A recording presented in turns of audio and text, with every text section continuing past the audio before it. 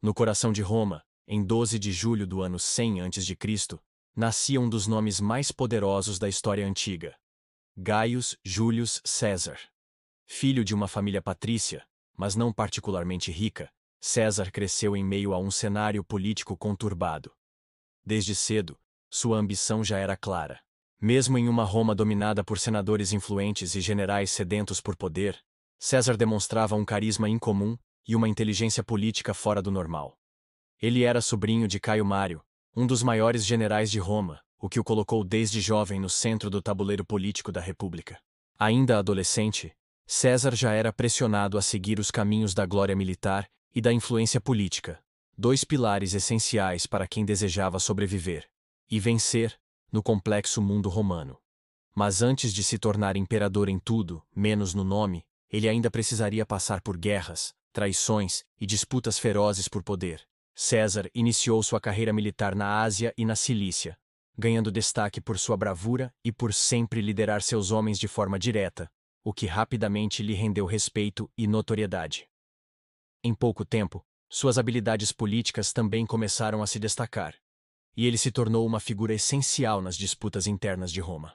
O ponto de virada veio quando César, Pompeu e Crasso formaram o que ficou conhecido como Primeiro Triunvirato, uma aliança informal, mas poderosa, que basicamente controlava Roma nos bastidores.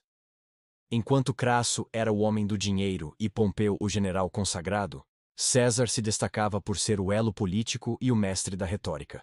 Com o apoio dos dois, César foi eleito cônsul e, em seguida, designado para governar a Gália. Era o começo de uma campanha militar que o transformaria de político ambicioso em uma lenda viva, com vitórias que expandiriam o império e gravariam seu nome nos livros de história para sempre. Durante sua campanha na Gália, César mostrou-se um gênio militar. Ele escreveu as suas próprias façanhas em uma série de relatos conhecidos como Comentários sobre a Guerra da Gália. Textos que serviam não só como registro histórico, mas como propaganda política.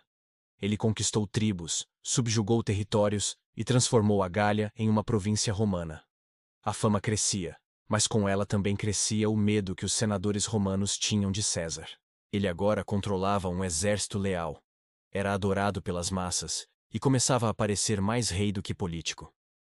Com o fim de seu mandato como governador se aproximando, o Senado exigiu que César voltasse a Roma sem seu exército, algo que ele sabia que significava sua prisão ou até morte. Foi então que, em um dos momentos mais emblemáticos da história, César cruzou o rio Rubicão com suas tropas, dizendo: "A sorte está lançada."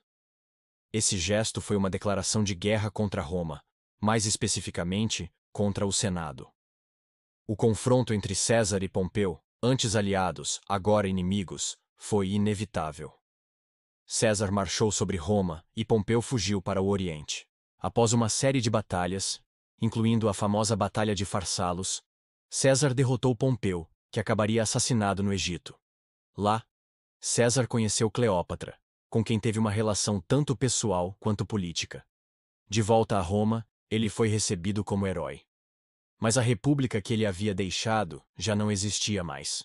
Em vez disso, ele assumiu o controle total do poder. Nomeado ditador perpétuo, César começou a implementar reformas sociais e econômicas que agradavam ao povo, mas que irritavam profundamente a elite romana. Ele reduziu dívidas, redistribuiu terras e reestruturou o calendário, o que resultou no calendário juliano. Mas cada passo que dava em direção a um poder absoluto, mais ele alimentava o ressentimento daqueles que ainda acreditavam na República. No dia 15 de março do ano 44 a.C., os famosos Idos de Março, César entrou no Senado sem guarda-costas, confiante de que nenhum dos senadores ousaria enfrentá-lo ali, no centro do poder. Mas ele estava errado. Um grupo de senadores conspiradores, liderados por figuras como Brutus e Cássio, que viam em César uma ameaça à República, o cercou e o atacou brutalmente com punhais. Ao todo, foram 23 golpes. Diz a lenda que, ao ver Brutus entre os assassinos, César teria dito: "Até tu, Brutus", entregando-se, mais ferido pela traição do que pelas lâminas. A morte de César provocou um terremoto político. Longe de restaurar a República, como pretendiam os conspiradores, seu assassinato mergulhou Roma em mais guerras civis. que culminariam na ascensão de seu herdeiro adotivo, Otávio, que mais tarde seria conhecido como Augusto, o primeiro imperador de Roma. O legado de Júlio César ecoa até hoje. Ele não apenas mudou os rumos da história de Roma, mas também da civilização ocidental.